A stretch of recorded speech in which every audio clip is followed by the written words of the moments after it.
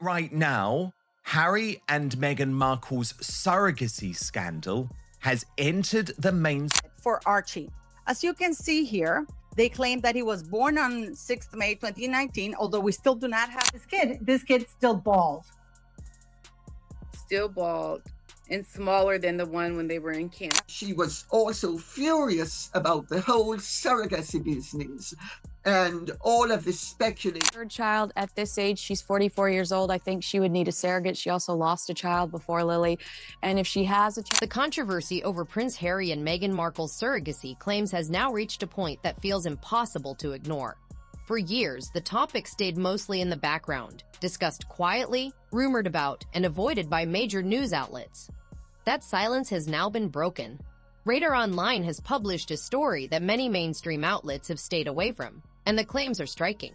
What makes this different is not just the report itself. A senior palace insider has also spoken out.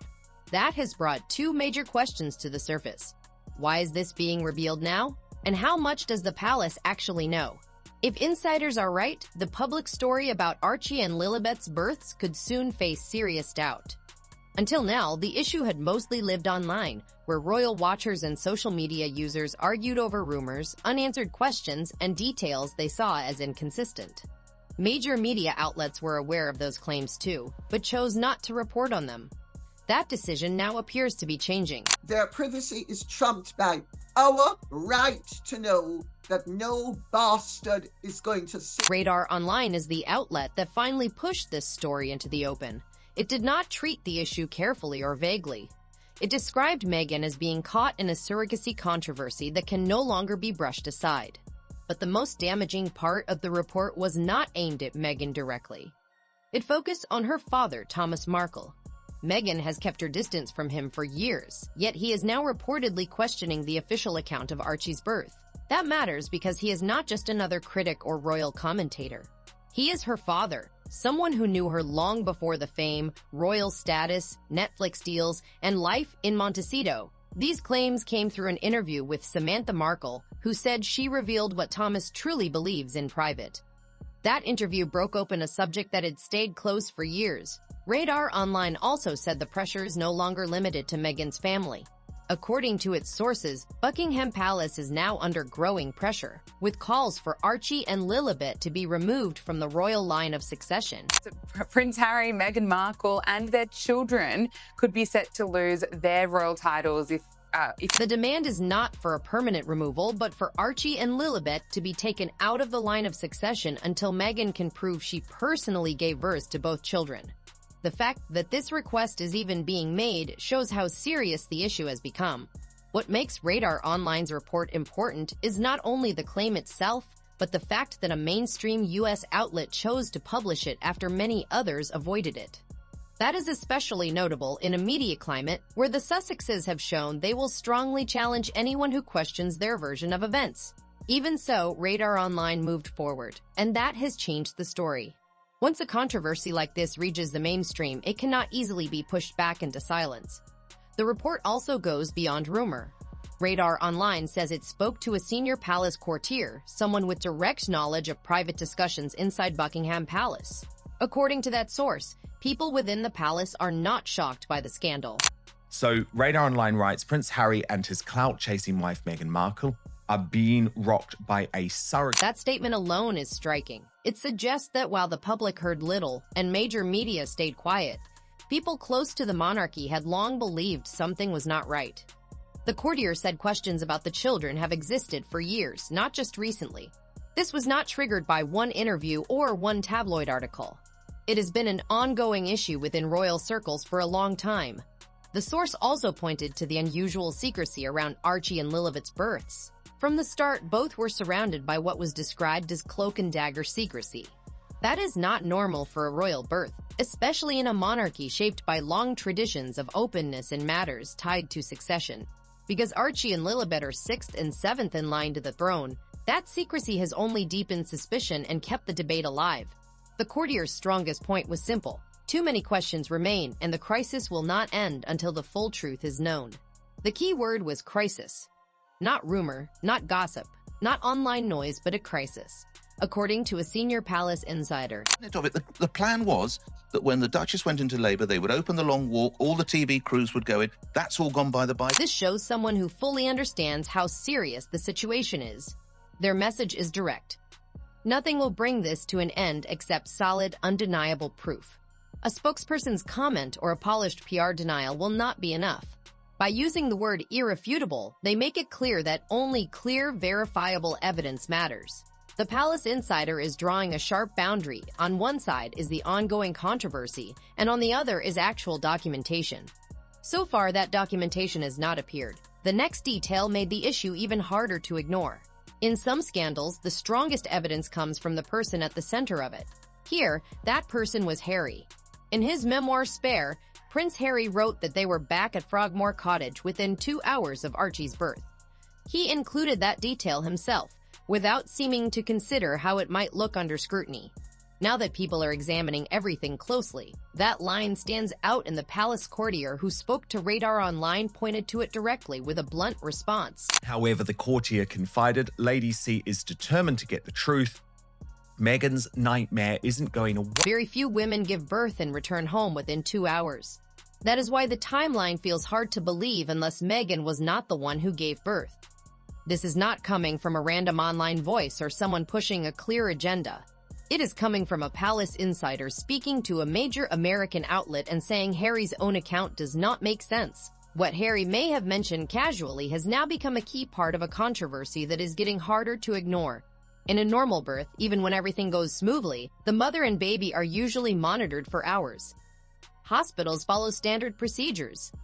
Doctors must check the mother's condition, and the baby also needs examination. A 2-hour birth-to-home timeline does not fit that usual process, which is why it raises such an obvious question. That question becomes even harder to dismiss because it is not the only issue being raised. Meghan's baby bump has also drawn attention. Lady Colin Campbell has said it appeared to behave in ways she considers highly unusual, with moments that some observers felt did not match a typical pregnancy. On their own, those details might be brushed aside. But when they are considered together with Harry's own statement about being home 2 hours after Archie's birth, they begin to look like a pattern that is increasingly difficult to explain. Legitimacy of the children should never have arisen, should never have been Lady Colin Campbell put it clearly: if Meghan was not using a surrogate, then much of her behavior during the pregnancy looks like unnecessary dramatics. And if it was an act, the obvious question is why? Why create something so elaborate unless there was something to hide? That question has never been fully answered. Long before Radar Online, Palace insiders, or larger media outlets gave the story attention, Lady Colin Campbell was already speaking about it openly and without backing down. As a longtime royal author with strong upper-class connections and a reputation for saying what others avoid, she did not discover this issue by accident. She followed it closely, and for a long time she did so almost alone. She has also made clear that the story did not start with her. According to her, people approached her privately with concerns, questions, and requests to look deeper. While being careful about what she reveals, she has spent years repeating one basic public message. There are serious unanswered questions behind this story. 2 births are shrouded in secrecy. The royal family has a duty. Lady Colin Campbell's main point is simple. The public deserves clear answers, and the institution has a duty to give them. What makes her role important is not only that she spoke early, but that she has never changed her position. In a media world where stories often shift, soften, or disappear, she has stayed firm. Her view has remained the same. The questions around Archie and Lilibet's births are real, serious, and not something that will go away just because influential people want them ignored. That steady position, even under pressure, has made her a key figure in the story. Radar Online recognized that directly, saying she had challenged what it called a conspiracy of silence and misinformation surrounding both children. That phrase matters because it suggests the silence is not accidental. It points to something more deliberate, an effort by media outlets and others to avoid addressing questions that, in most other cases, would be seen as reasonable. Really know the news because, as you rightly said, we will in time, but we don't know where the baby was born. Why the state secret? Why the confusion? Lady Colin Campbell's argument has always centered on one basic principle. The monarch has a duty to remove any doubt about the legitimacy of anyone close to the line of succession. In her view, this is not about attacking Harry and Meghan, settling personal grudges, or feeding gossip. It is about protecting an institution that has followed clear standards for generations. Her point is that Archie and Lilibet's births have not been verified in the same way royal births traditionally have been. That difference between long-standing royal practice and what happened here is at the heart of the controversy. And the only way to resolve it is with the same kind of documented proof that has accompanied other modern royal births. The real question, then, is why that has not happened in this case. To understand why this matters so much, the story has to be viewed in a much larger historical context. It does not begin with Harry and Meghan, or even in recent years. It goes back to 1688, when events led to royal birth verification rules that remained in place for nearly 250 years. That history is what gives this issue more than tabloid value. It gives it constitutional significance. Is it different for the father in the royal family to be there at the birth? In 1688, King James II was ruling when his wife gave birth to a son, James Francis Edward Stuart, who became heir to the throne. Almost at once, doubts spread over whether the baby was really hers. Some claimed a child had been secretly brought into the room in a warming pan and swapped in for a stillborn or missing royal baby. Those claims spread widely enough to create a political crisis. The result was huge. James II lost the throne, went into exile, and the direction of British royal history changed. The lesson for the monarchy was simple and lasting. When succession is involved, doubt is dangerous, and only transparency can stop it. After that, royal births had to be formally witnessed by trusted, respected people. From 1688 until 1936, that role was given to the Home Secretary, a senior government official whose presence turned a private birth into a matter of public record. That practice ended after the birth of Princess Alexandra, when it was decided the custom no longer had to continue in the same form. Surrounding the birth. But the fact is, Lady C, this is elevated because this is The key point often missed is this: the custom changed, but the standard did not. Even after the Home Secretary stopped attending royal births, those births were still witnessed by trusted, reputable people. The core rules stayed the same. Royal births had to be verified clearly and properly. According to this argument, that standard was not followed with Archie or Lilibet. Neither birth was witnessed in the traditional way, and no obstetrician records have been produced to settle the questions. That is why this is seen as more than a small procedural issue. The rule was created because unverified royal births can cause serious constitutional problems. British history has already shown that. Lady Colin Campbell's answer has been consistent and simple. The doctors present at both births should provide verified proof that Meghan Markle physically gave birth to both children. That kind of confirmation has long been expected in royal matters of succession. Until it is provided, the pressure and suspicion will continue to grow. Did Meghan Markle use a surrogate? That's been something posited literally for well over 3 years. That leads to the hardest question of all. What if the proof never comes? Lady Colin Campbell argues that this would have real consequences. If verified evidence of Archie and Lilibet's births is never produced, then, in her view, they should be removed from the line of succession. Not as punishment, and not as revenge, but to protect constitutional integrity. That may sound severe, but her point is simple. The monarchy has spent centuries protecting its legitimacy through clear, verified succession rules.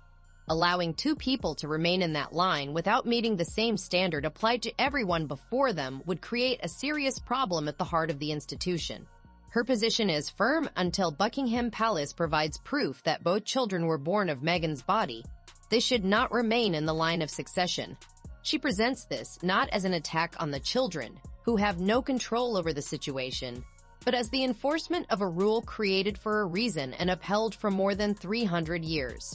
And removed from the line of succession until we know for sure that they are legit. Lady Colin Campbell has been clear that Harry's paternity is not in doubt.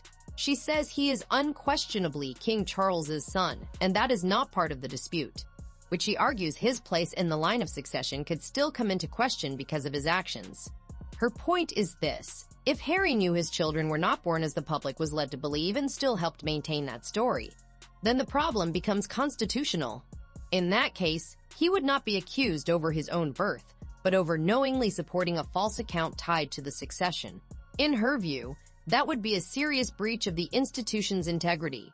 She has said that under those circumstances, Harry should also be removed from the line of succession. If he did not step aside on his own, there is still a formal path for it. It would require Parliament to act, following a request from King Charles. In other words, the system to do it already exists. William and Catherine become king and queen. They decide to shrink down again and cut Harry and Meghan. It just gets confusing from a PR. What stands out most is how easily this could all be resolved. Release the records. Let the doctors confirm the facts. End the speculation with evidence instead of silence.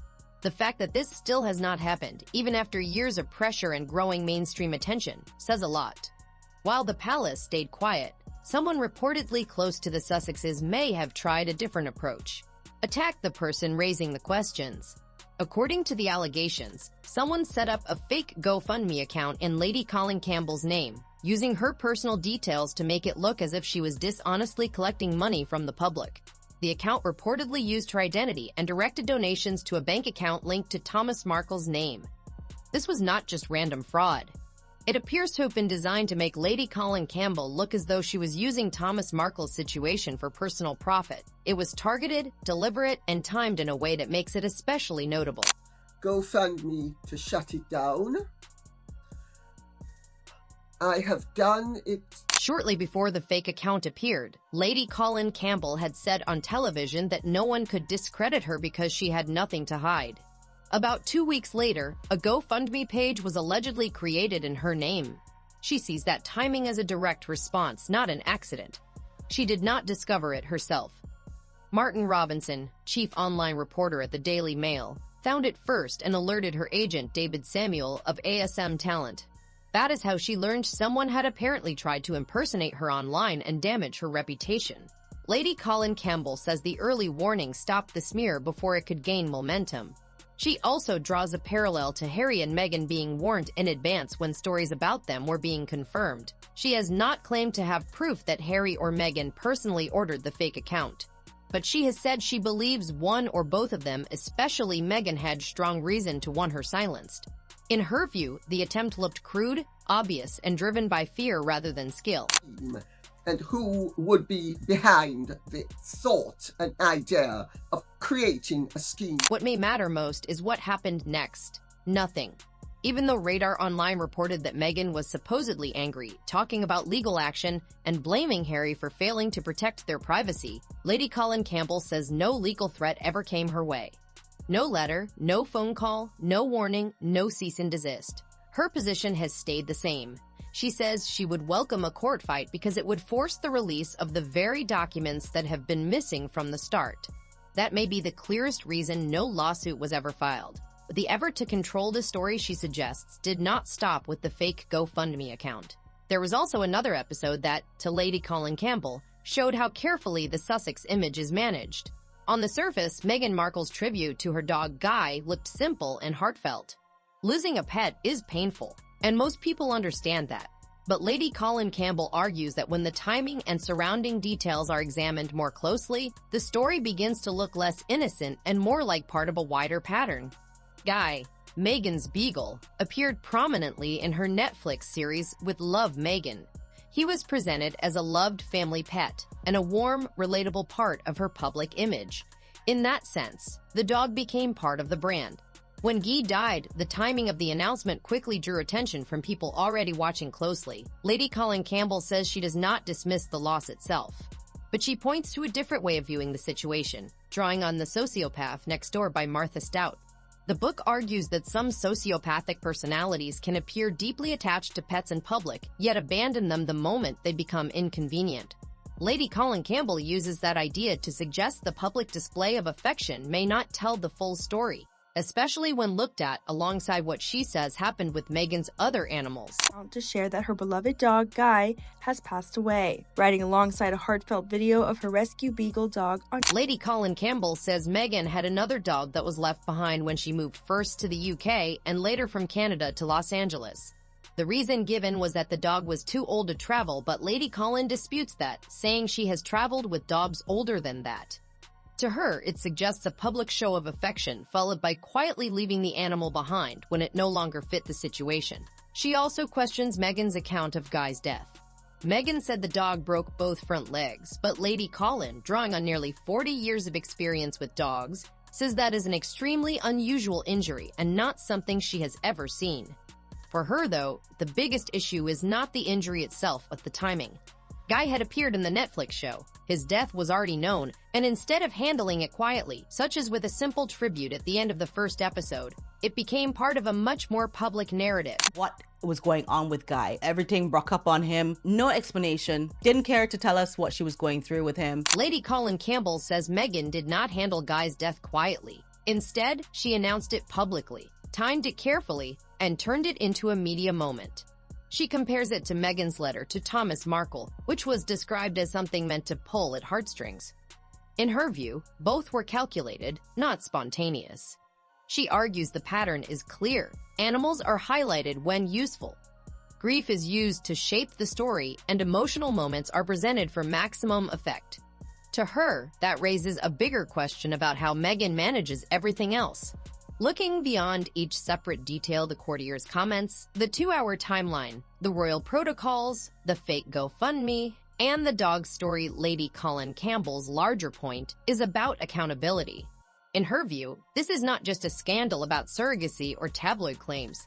It is about what happens when an institution built on verified legitimacy chooses not to confront serious questions. Is Meghan Markle above using the death of her beloved Guy in order to try and increase views? The monarchy has survived wars, scandals, abdications, and major upheavals because it has always protected one core principle: the integrity of the succession. That is not a minor tradition or a symbolic detail. It is the foundation of the institution itself. Every rule and protocol around royal births exists to protect that foundation from doubt. Right now, the damage is not coming from proven deception, but from unanswered questions. And when it comes to royal succession, unanswered questions can be nearly as harmful as a confirmed lie. The monarch's duty is not to protect Harry and Meghan, their image, their business deals, or their private life. It is to protect the public trust across every nation where the king is head of state. That means making sure anyone close to the throne is there legitimately. That standard has been met for other modern royal births. According to this argument, it has not been met for Archie and Lilibet. Until that changes, the controversy will not fade. It will keep growing, spreading from fringe discussion to major media, and even to palace insiders speaking publicly. If those children were not born of surrogates, they can make an announcement and the whole thing... This story is not fading, it is growing. Yes, some say medical matters should stay private. Public figures deserve boundaries, and the children should not bear the weight of public speculation. Those concerns matter. And, to be fair, there is still no confirmed proof of surrogacy. What does exist is a string of unanswered questions, unusual secrecy, and a break from long-standing royal practice that has never been clearly explained. Harry and Meghan also chose a very public life. They built on their royal status through interviews, deals, and Harry's memoir. You cannot claim the benefits of public status while demanding total privacy only when it is convenient. That is not accountability, and it is not how institutions based on legitimacy are meant to work. The issue is not going away. A palace insider has spoken. Major media outlets are now covering it, and the one thing that could settle it clear: verified documentation still has not appeared. Until it does, the silence will keep raising more questions. If this story has left you with more questions than answers, you're not alone. The conversation is clearly far from over, and new developments could emerge at any time. Share your thoughts in the comments, and if you found this analysis worthwhile, consider sharing the video with others. Subscribe to stay updated as this story continues to unfold.